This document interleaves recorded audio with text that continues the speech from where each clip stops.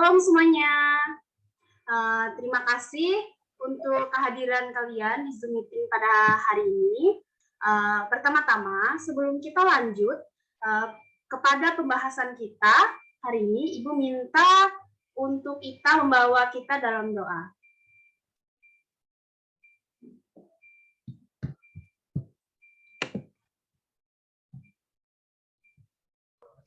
Baik teman-teman, sebelum kita memulai pembelajaran kita pada hari ini, kita akan berdoa. Tuhan Yesus mengucap syukur atas kebaikan-Mu, kesehatan, kekuatan yang Kau berikan kepada kami, ya Tuhan. Jika sekarang kami akan memulai pembelajaran kami di Zoom meeting ini, ya Tuhan, kiranya Kau memberkati kami, buka hati pikiran kami supaya kami mengerti apapun yang Guru jelaskan kepada kami dan bisa kami terapkan dalam kehidupan kami sehari-hari. Terima kasih banyak Tuhan Yesus, hanya di dalam nama-Mu kami berdoa dan mengucap syukur. Haleluya, amin. Baik, terima kasih, Tak. Nah, di sini kita akan membahas mengenai dampak dari hidup beriman dan pengharapan. Sebelum kita lanjut, Ibu mau tanya deh sama kalian, apa sih beriman itu, apa sih pengharapan itu menurut kalian?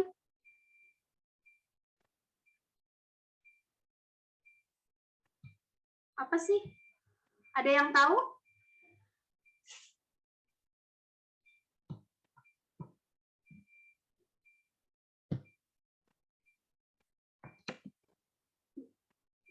Baik, di sini ada pengertian iman dan pengharapan.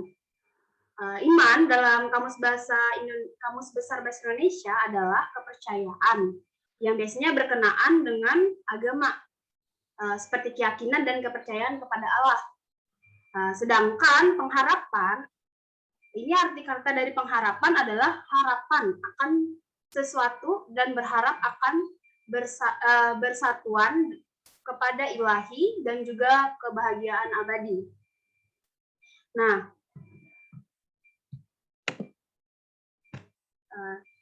di sini manusia beragama itu diharapkan memiliki iman yang teguh supaya mampu mewujudkan imannya dalam sikap hidup sehari-hari.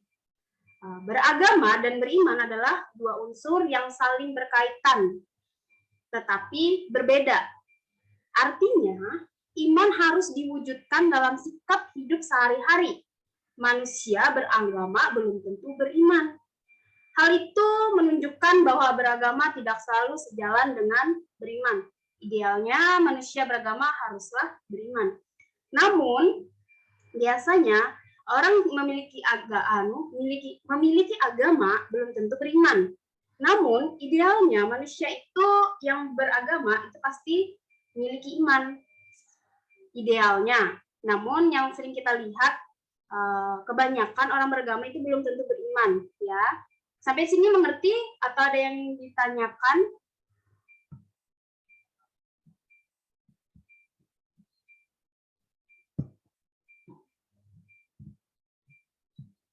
Baik, di sini Ibu ingin memberikan makna iman dan pengharapan.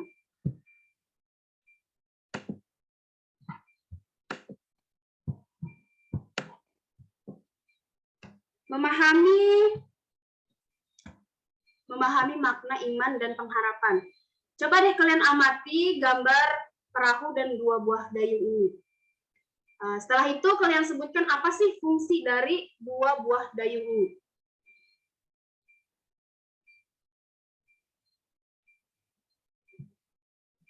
Ada yang tahu apa fungsi dari dua buah dayung ini? Ayo dong, kenapa diam sekali kelasnya? Ibu berharap kalian itu aktif di kelas ini.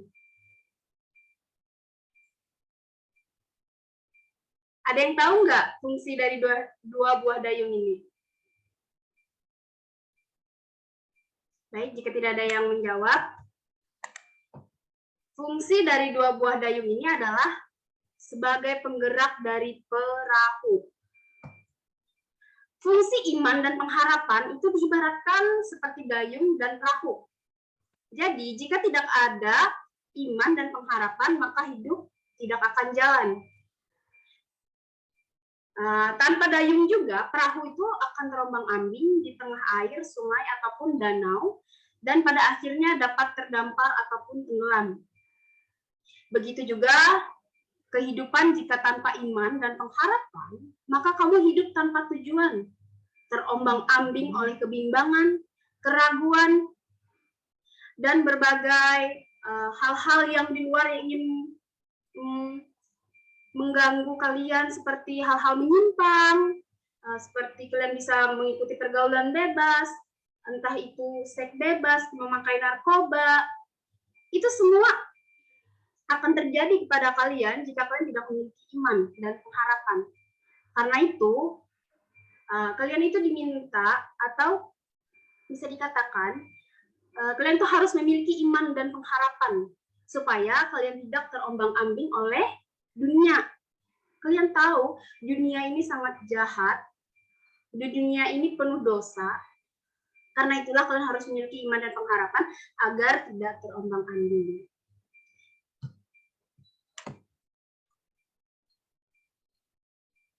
Nah, di sini iman, kata iman dalam perjanjian lama berarti berpegang teguh. Beriman berarti berpegang teguh pada keyakinan yang dimiliki atau akan suatu hal, karena hal itu dapat dipercaya dan diandalkan. Beriman berarti kita percaya kepada Allah yang telah menyatakan diri di dalam Yesus Kristus. Jadi, iman itu bentuk dari kepercayaan kita kepada Allah yang telah mewujud nyatakan dirinya pada Yesus Kristus. Lalu di sini ada menurut Nifrit dan Bolen. Beriman berarti mengenal dan mengetahui tentang Allah yang telah membebaskan atau memerdekakan manusia melalui Yesus Kristus. Beriman berarti mengakui kekuasaan Allah dan firman-Nya dalam kehidupan, dan karena itu kamu terpanggil untuk bersaksi tentang firman Allah melalui pikiran, perkataan, dan perbuatan. Nah, sampai di sini gue mau bertanya nih sama kalian. Pikiran dan perkataan dan perbuatan kenapa sih harus ada saat kamu bersaksi tentang firman Tuhan? Ada yang bisa menjelaskan? Mengapa sih harus pikiran, perkataan, dan perbuatan?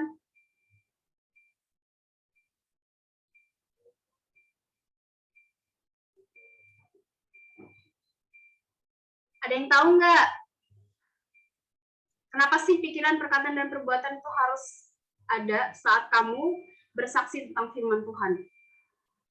Kenapa nggak yang lain aja? Kenapa harus pikiran, perkataan, dan perbuatan?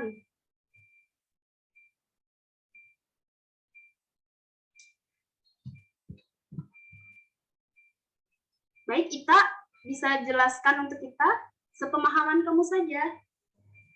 Kenapa sih harus pikiran, perkataan, dan perbuatan?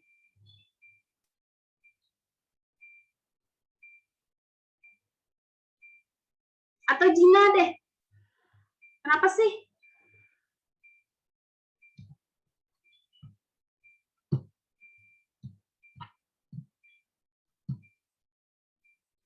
Apa pertanyaannya? Boleh diulang? Oh, baik. Mengapa pikiran, perkataan, dan perbuatan itu harus ada saat kamu bersaksi tentang firman Allah? Mengapa? 3 ini, pikiran, perkataan, dan perbuatan.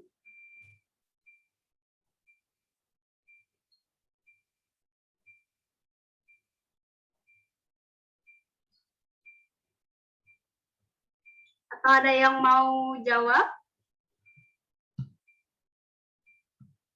Memberikan sedikit pemahaman mengenai hal ini.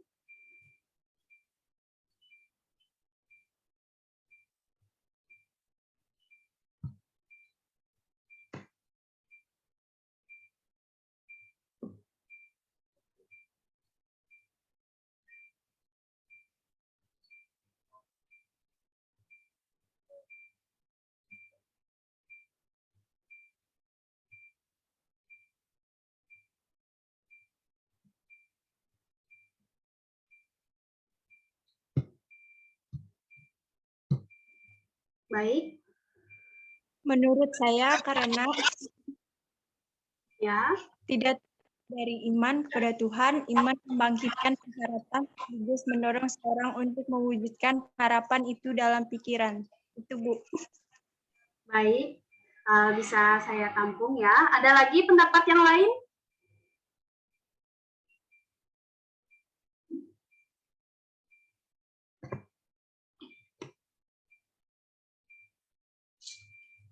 Baik, jika tidak ada lagi, Ibu akan menjelaskan sedikit ya mengenai pikiran, perkataan, dan perbuatan. Mengapa sih harus ada saat kamu bersaksi tentang firman Tuhan atau firman Allah ya?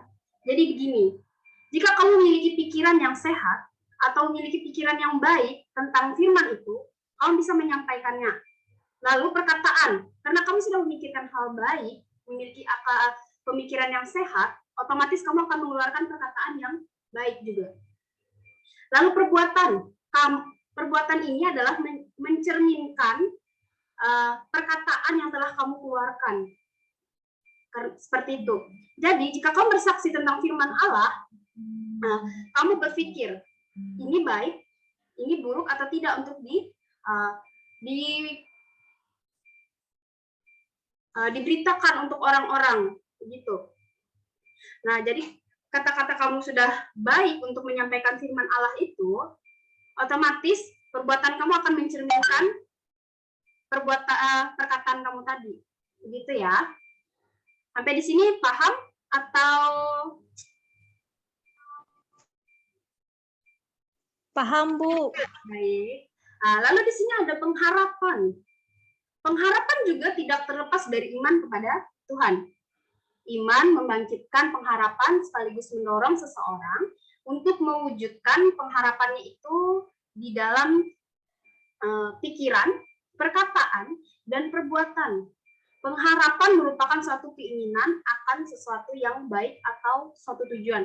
Nah, di sini tetap diperhatikan ya, pikiran, perkataan, dan perbuatan itu selalu ada. Dari awalnya tadi iman juga harus ada perkataan dan perbuatan saat bersaksi tentang firman Allah.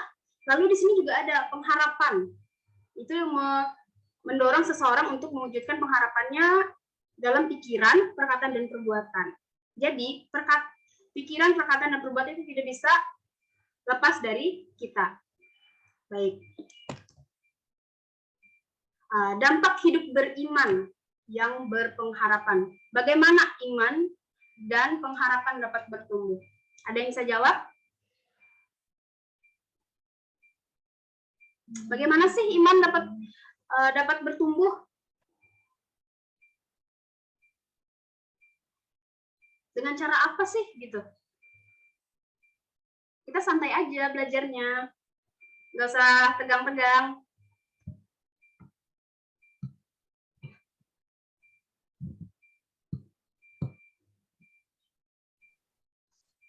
Ibu, saya mau menjawab.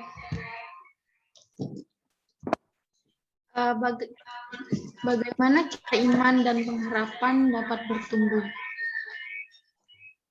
Menurut saya, iman dan pengharapan ini bisa bertumbuh karena kita mempercayai Tuhan Yesus dan menaruh iman dan pengharapan kepada Dia, karena kita sebagai seorang Kristen harus mempercayai dan menaruh hidup kepada Dia. Mungkin seperti itu, Bu. Jadi seperti apa sih cara kamu meningkatkan atau bagaimana sih kamu mewujud nyatakan yang apa yang kamu jelaskan tadi? Seperti apa sih, misalkan entah itu kamu berdoa atau beribadah atau bagaimana kamu wujud nyatakan itu? Menjalankan firman Tuhan, Bu. Baik, dapat saya terima. Nah, ini ya penjelasannya. Iman dan pengharapan itu tidak secara otomatis dapat bertumbuh ya. Laksananya tumbuhan, ia bertumbuh. Ia membutuhkan pupuk untuk bertumbuh, yaitu dengan beribadah, berdoa, dan membaca Alkitab secara teratur dan terarah. Jadi jika kamu ingin iman dan pengharapan kamu itu ingin bertumbuh, kamu harus rajin beribadah, rajin berdoa, rajin juga baca Alkitab. Lalu Nah, sebelum kamu melakukan ketiga hal ini, mintalah Roh Kudus untuk membantu menerangi akal budi kamu supaya dapat memahami isi Alkitab dengan baik. Nah, lalu kamu juga membutuhkan bimbingan dalam memahami isi Alkitab. Entah kamu membaca Alkitab secara mandiri ataupun mengikuti sebuah kelompok pemahaman Alkitab. Nah, lalu kamu juga dapat meminta bimbingan dari pendeta atau majelis jemaat maupun orang tua kamu. Begitu ya. Sampai sini ada yang mau ditanyakan atau masih belum paham? Paham, Bu. Oke. Nah, di sini banyak sekali tanda-tanda yang dapat kita jumpai sepanjang penjelasan Alkitab mengenai dampak dari hidup beriman dan berpengharapan. Nah, salah satunya, Ibu ambil salah satu contoh aja ya. Di sini tidak mudah terpengaruh. Apa sih tidak mudah terpengaruh? Ya, seperti halnya tadi, kalau kamu memiliki iman dan pengharapan, otomatis kamu tidak terpengaruh dengan hal-hal luar, seperti pergaulan bebas, ataupun apapun itu, kamu tidak akan mudah terpengaruh sebab kamu memiliki iman dan pengharapan. Ya, jadi kamu harus memiliki iman dan pengharapan yang kuat agar tidak mudah terpengaruh dengan dunia luar. Oke? Lalu di sini juga ada Nabi Yeremia itu menuliskan, diberkatilah orang yang mengandalkan Tuhan, yang menaruh harapannya pada Tuhan. Ia akan seperti pohon yang ditanam di tepi air, yang merambatkan akar-akarnya ke tepi batang air, dan yang tidak mengalami datangnya panas terik, yang daunnya tetap hijau, yang tidak khawatir dalam tahun kering, dan tidak berhenti menghasilkan buah. Sangat jelas ya, Nabi Yeremia menuliskan bahwa orang yang mengandalkan Tuhan itu akan diberkati. Dia tidak akan memikirkan hal-hal luar ataupun bisa dikatakan khawatir ya, jika dia mengandalkan Tuhan dalam hidupnya. Ya. Lalu di sini juga ada Nabi Yesaya itu juga menuliskan, tetapi orang-orang yang menanti-nantikan Tuhan mendapatkan kekuatan baru. Mereka seumpama Raja Wali yang naik terbang dengan kekuatan sayapnya. Mereka berlari dan tidak menjadi lesu. Mereka berjalan dan tidak menjadi lelah.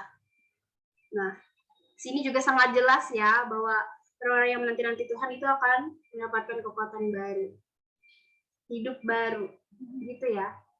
Pokoknya ketika kalian menyerahkan segala sesuatunya dan kepada Tuhan, kalian akan mendapatkan hal yang di luar dugaan kalian.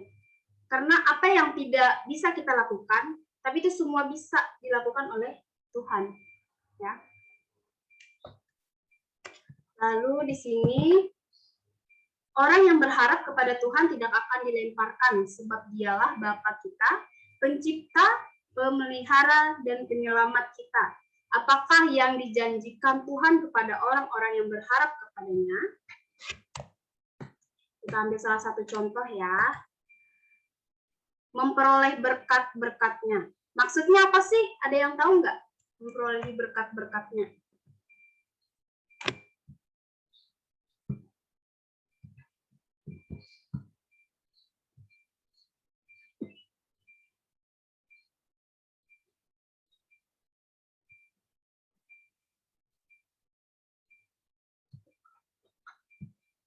Baik, di sini dimaksudkan apa itu namanya? Memperoleh berkat-berkatnya. Berarti Tuhan telah menjanjikan bahwa kita akan memperoleh berkat-berkatnya, walaupun terkadang ada yang berpikiran seperti ini. Kenapa sih hidupku begini? Kenapa sih Tuhan tidak memberkati aku? Kenapa sih perjalananku seperti ini? Tuhan di mana? Tuhan tidak memberkati aku. Nah, mengapa begitu? Pasti orang bakal bertanya-tanya seperti itu kan? Kebanyakan orang-orang bertanya seperti itu. Kenapa sih? Padahal Tuhan itu sudah menjanjikan bahwa kita itu akan memperoleh berkat-berkatnya.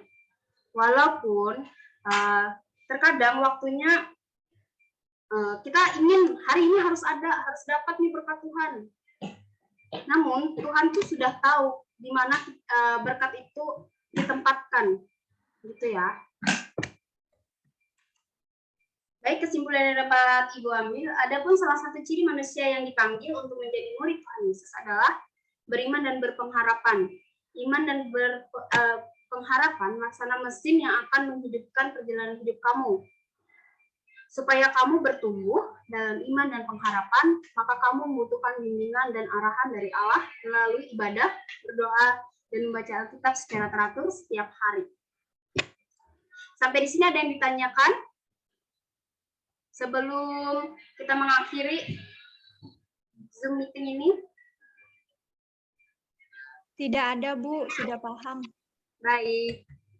Nah, di sini Ibu akan memberikan kalian tugas ya. Minggu depan dikumpul. Ini kalian bisa foto, kalian bisa fotokan atau nanti Ibu kasih filenya deh.